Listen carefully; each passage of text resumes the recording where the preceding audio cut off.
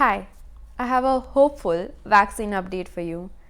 Results of an early study of the Oxford University COVID-19 vaccine showed that it generated a strong immune response in older adults, especially those above 56, one of the most vulnerable age groups. So that's good news. But there are caveats. First, these are not efficacy results. We don't know how strong the immune response is and how many people it works for. That will be clearer once results of the ongoing phase 3 trials are out. Second caveat, almost all the participants in this study were white and non-smokers with very little or no health concerns. But this development is still good news because Oxford's vaccine is India's best bet as of now. It uses familiar technology and delivery mechanisms. We just need to scale up, and Serum Institute of India is on the job. They are the ones testing and parallelly producing millions of doses of the vaccine under the name Covid Shield.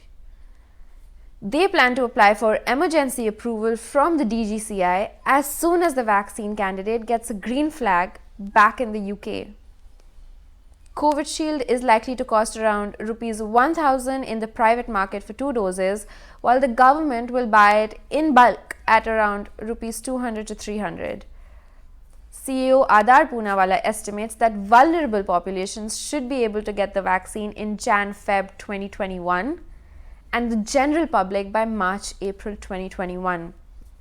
But, and this is so important, realistically for all 1.3 billion Indians to be vaccinated, we might have to wait until 2024.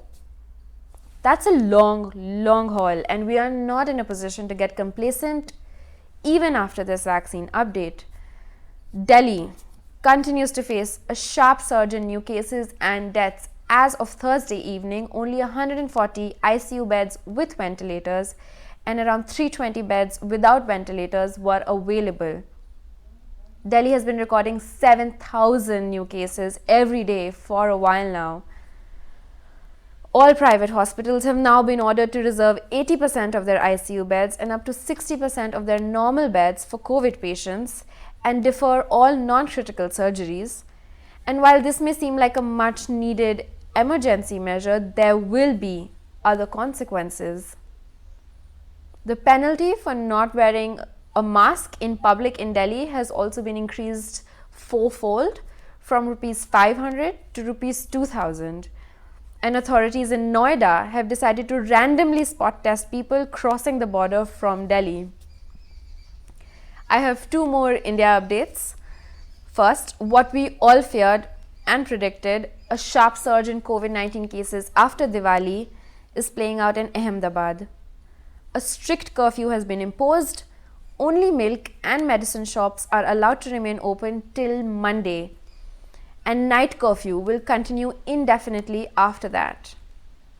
And the second update is from Uttar Pradesh, which, despite seeing a third wave of COVID-19 infection in Delhi and the consequences of Onam in Kerala and Diwali in Ahmedabad, has begun preparations to host the Mahakumbh Mela starting January 14, 2021.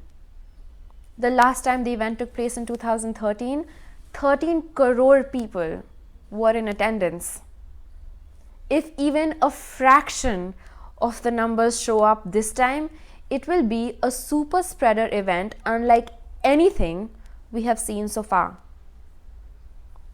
Let's move on to the global news. America's pandemic just keeps getting worse. Its new case tally for Thursday stands at 182,601 cases. I'll say that again. In just 24 hours, nearly 2 lakh Americans have tested positive for COVID-19. Medical staff across the country are overwhelmed with record hospitalizations.